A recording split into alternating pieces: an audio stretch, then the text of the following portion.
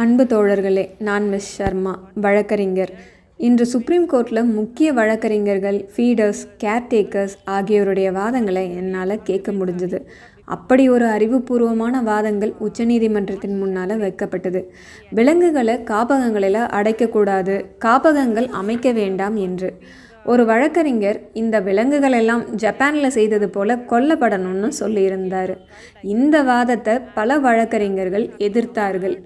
உச்சநீதிமன்றம் என்ன சொல்ல போகிறாங்க, இந்த வாதங்களின் முடிவில் மேபி வரக்கூடிய தீர்ப்பு என்ன என்பதெல்லாம் நம்ம பொறுத்திருந்து தான் பார்க்கணும்.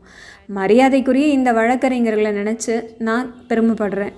அதே போல் ஏபிசி சட்டங்களையும் விதிகளையும் நடைமுறைப்படுத்த சொல்லியும் நாய்க்கடி சம்பவங்களுக்கு சில நடைமுறை தீர்வுகள் முன்வைச்சும் உச்சநீதிமன்றத்தில் தங்களோட அறிவுபூர்வமான வாதங்களை முன்வச்ச ஃபீடர்ஸ் மற்றும் கேர்டேக்கர்ஸை நினச்சி மிகவும் பெருமைப்படுறேன். அதே போல் கல்வி நிலையங்களிலும் ஏற்கனவே ஏபிசி சட்டங்களின்படி கட்டமைப்புகள் உருவாக்கப்பட்டு நாய்களின் எண்ணிக்கை கட்டுக்குள் கொண்டு வரப்பட்டுள்ளது என்ற ஒரு வாதமும் முன்வைக்கப்பட்டது. மேலும் டெல்லியில் 0 வெறிநாய்க்கடி மரணம் என்றும் இந்த புள்ளி விவரம் அரசு அதிகாரிகளால் திரித்து கூறப்படுவதாகவும் உச்சநீதிமன்றத்தின் பார்வைக்கு கொண்டு செல்லப்பட்டது.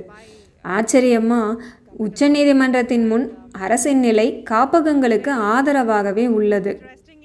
உண்மையில் அரசுதான் சட்டங்கள் நிறைவேற்றப்படுவதை உறுதி செய்யணும். ஆனால் அவர்கள் அதை செய்வதில்லை. நான் சொன்னது போல நான் மிகவும் நம்பிக்கையுடன் இருக்கிறேன். நான் மிகவும் பெருமைப்படுகிறேன்.